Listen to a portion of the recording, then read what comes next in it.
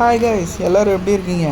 நான் ரொம்ப நல்லா இருக்கேன். ஸோ இன்றைக்கி நம்ம எங்கே இருக்கோம்னு பார்த்தீங்கன்னா, கிளம்பாக்கம் பஸ் ஸ்டாண்டில் தான் இருக்கோம். ஸோ இங்கேருந்து எங்கே போக போகிறோம் பார்த்தீங்கன்னா, நம்ம கன்னியாகுமரி தான் போக போகிறோம். எஸ், அன்பிளான்டு ட்ரிப்பு தான் இது. உங்களுக்கு பார்த்தாலே தெரியும், ப்ரைவேட் பஸ்ஸில் தான் நான் புக் பண்ணி போக போகிறேன்னு. ஸோ 11th பிளாட்ஃபார்மில் தான் நான் நிற்கிறேன் நான். ஸோ எந்த ரூட்டில் எந்த பஸ்லலாம் போக போகிறேன்றது போக நான் சொல்கிறேன், அப்படியே சொல்கிறேன்.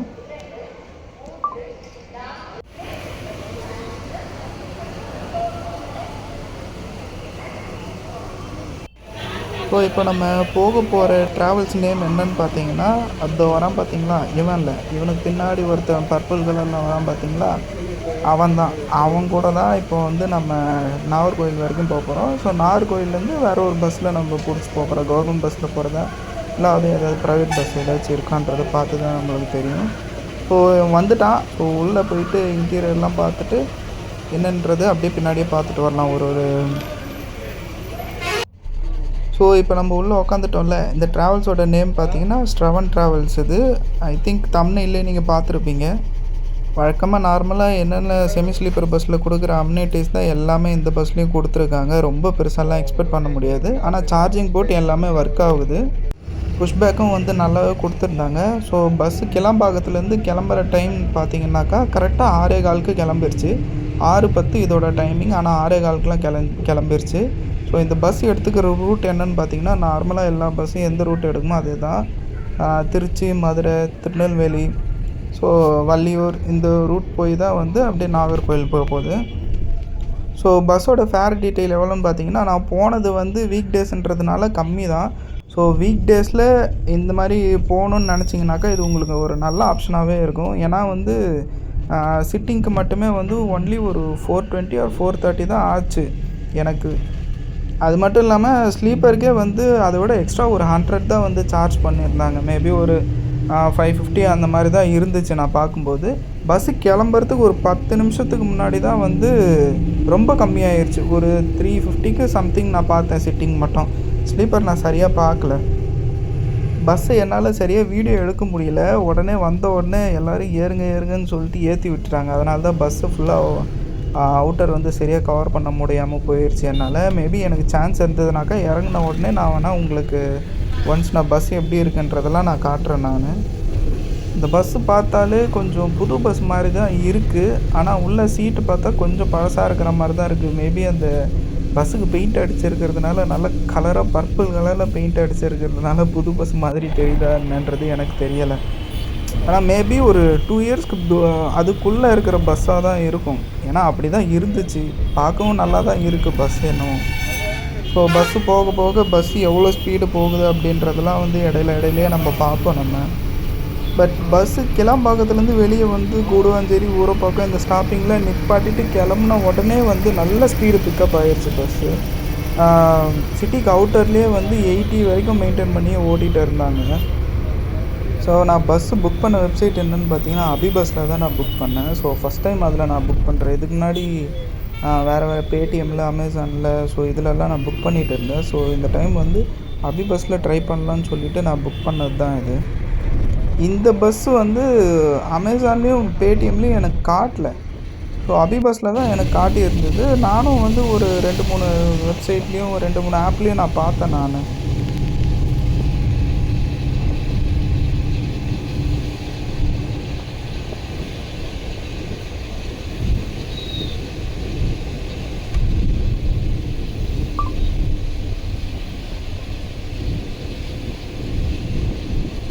ஸோ இப்போ பஸ்ஸு போகிற ஸ்பீடு என்னென்னு பார்த்தீங்கன்னா எக்ஸாக்டாக 75 to 85 அந்த மாதிரி தான் மெயின்டைன் பண்ணிகிட்ருக்காங்க. ரொம்ப நல்ல ஸ்பீடாக தான் போகுதுன்னு சொல்லலாம். ஆனால் என்னோடய தாட் என்னென்னா 12 hours போகிற பஸ்ஸு எல்லாமே வந்து ஒரு 90ல் மெயின்டைன் பண்ணால் நல்லாயிருக்கும் அப்படிங்கிறது தான் என்னுடைய பெரிய தாட்டு.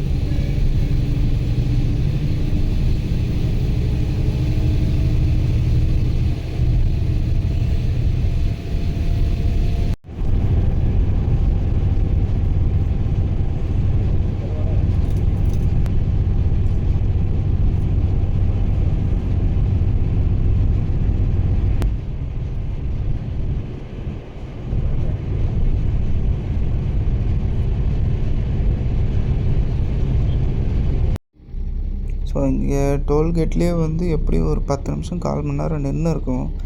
ஏதோ அங்கே சரியாக ஒர்க் ஆகலை போல். பின்னாடி இருக்கிற பஸ்ஸெல்லாம் சும்மா ஹார்ன் அடிச்சுட்டே இருந்தாங்க. ஸோ அதனால் என்ன பண்ணுறதுன்னு தெரியாமல் பின்னாடி வந்துட்டு அதுக்கப்புறம் இன்னொரு லேனுக்கு மாறி தான் வந்து பஸ்ஸு போச்சு. அது வரைக்குமே இங்கேயும் கொஞ்ச நேரம் நல்லா டிராஃபிக் ஆகிருச்சு. விழுப்புரத்துலேயே வந்து ஒரு ரெஸ்ட் ஸ்டாப்லேயே அங்கேயே நிப்பாட்டினாங்க. உள்ளெல்லாம் போல வெளியவே பாலாஜி பவன்னு சொல்லிட்டு ஒரு ஹோட்டல்லேயே நிப்பாட்டினாங்க. அங்கே நல்லாவே இருந்தது சாப்பாடு. எந்த அளவுக்கு டீசெண்டாக இருக்கும்னாக்கா, நம்ம கவர்மெண்ட் பஸ்ஸில் நிப்பாட்டுறத பார்த்தோன்னாக்கா அது காரி துப்பலாம் போல் இருக்கும். ஆனால் இது ப்ரைவேட் பஸ்ஸஸில் ஓரளவுக்கு டீசெண்டாகவே நிப்பாட்டுறாங்க. கொஞ்சம் காசு கொஞ்சம் அதிகமாக தான் இருக்கும். ஆனால் நல்ல சாப்பாடு சாப்பிட்ணுன்னாக்கா வேறு வழி இல்லை. ஏன்னா இதுதான் டைமு அப்படிங்கிற மாதிரி தான் அவங்களும் வந்து ரேட்டெல்லாம் ஃபிக்ஸ் பண்ணி தான் வச்சுருக்காங்க அவங்க ஹோட்டல்காரங்களும். பட் ஃபுட் எல்லாமே நல்லா தான் இருந்தது. இப்போ ஒரு டைம் இந்த பஸ்ஸில் போனீங்கன்னாக்கா நீங்கள் அங்கே ட்ரை பண்ணி பாருங்கள், நல்லாவே இருந்துச்சு. சாப்பிட்லனாலும் நீங்கள் அங்கேயே சாப்பிட்டுக்கலாம். ஸோ இப்போ பார்த்தீங்கன்னா பஸ்ஸோட மேக்ஸிமம் ஸ்பீடு வந்து 85லே மெயின்டைன் ஆகிட்டு இருந்தது. ஸோ திருச்சிக்கு வந்து ஒரு 12:15 12:10க்கு அந்த டைமில் வந்து ரீச் ஆயிடுச்சு.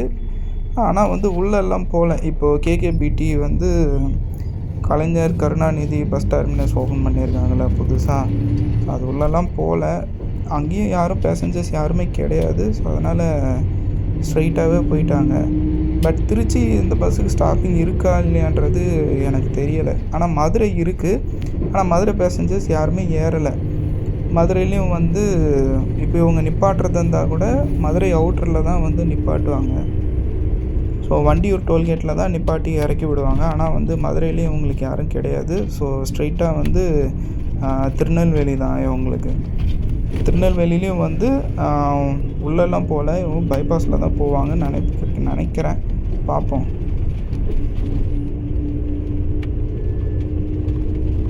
ஸோ அது வரைக்கும் சைலண்ட்டாக இந்த இது என்ஜாய் பண்ணிகிட்டே வாங்க. ஏன்னா எனக்கு மிட் நைட்டில் பஸ்ஸில் போகிறதுனால எனக்கு ரொம்ப பிடிக்கும். அதுவும் லாங் ட்ராவல்னாக்கா எனக்கு போயிட்டே இருக்கலாமா அப்படிங்கிற மாதிரியான ஃபீல் கிடைக்கும். ஸோ அதனால தான் வந்து எனக்கு அப்படியே அந்த பஸ்ஸு போகிற சவுண்டில் வந்து கேட்குறது இன்னும் நல்லாயிருக்கும்.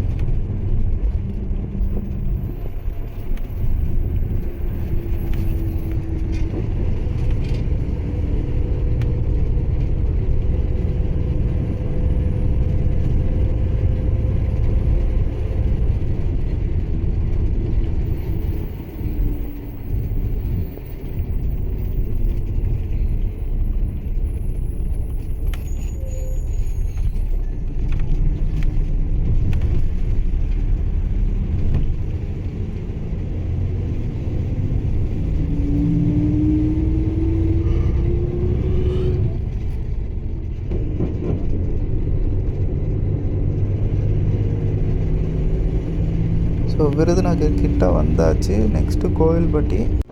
ஸோ நம்ம இப்போ திருநெல்வேலியை தாண்டியாச்சு. திருநெல்வேலி தாண்டி பைபாஸில் போயிட்டுருக்கு வண்டி.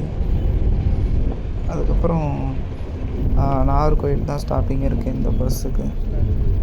இடையில நாங்குநேரி வள்ளியூர்லாம் கூட ஸ்டாப்பிங் இருக்குது இந்த வண்டிக்கு.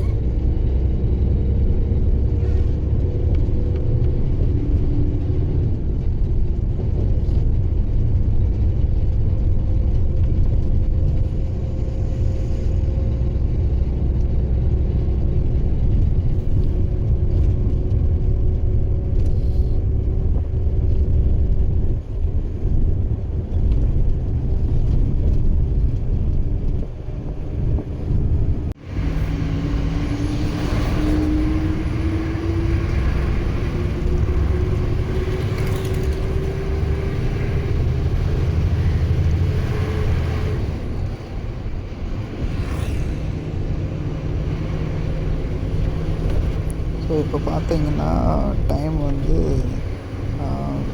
5:30 அந்த மாதிரி ஆகுது.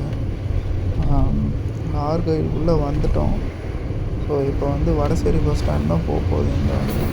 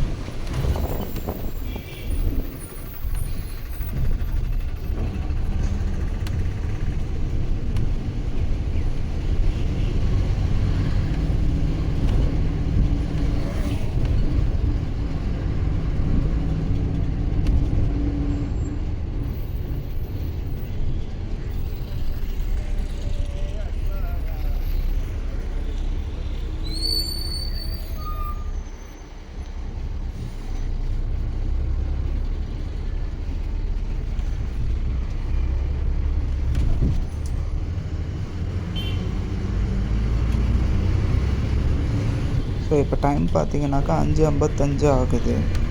ஸோ கடைசியாக வடசேரி பஸ் ஸ்டாண்ட் வந்தாச்சு. ஸோ இதுக்கப்புறம் கன்னியாகுமரி போகிற பஸ்ஸில் ஏறிட்டு அங்கே லாக் கண்டினியூ பண்ணுறேன்.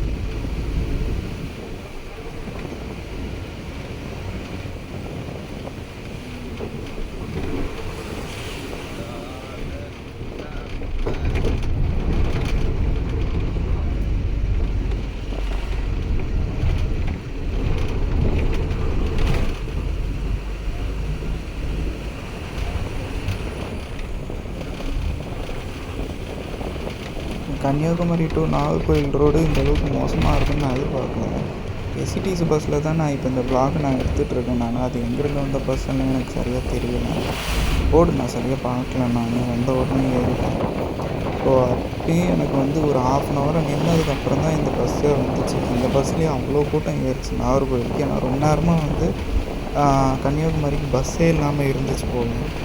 ஆக்சுவலாக 16 கிலோமீட்டர் தான் நாகர்கோயில் டு கன்னியாகுமரி வந்து 16 17 தான் வரும். அதுவே வந்து எஸ்சிடிசி கிராஸ் ஆகவே வந்து 3/4 மணி நேரம் ஆயிடுச்சு. ஏன்னா அவ்வளோவும் வந்து மோசமாக இருந்துச்சு ரோடு. கொஞ்சம் இடத்துலலாம் நல்லா தான் இருந்தது. அது ஏதோ ரோடு ஒர்க்ஸ்லாம் போயிட்டுருக்கு. அது எப்போ தான் முடிப்பாங்கன்னு தெரியலை. அதே போல் தான் இந்த திருச்சி பைபாஸ்லேயும் வந்து ரோடு ஒர்க்ஸ் போயிட்டுருக்கு. அது எத்தனை வருஷமாக இன்னும் போயிட்டுருக்குன்னு அவங்களும் பார்த்துட்டு தான் இருக்கும்.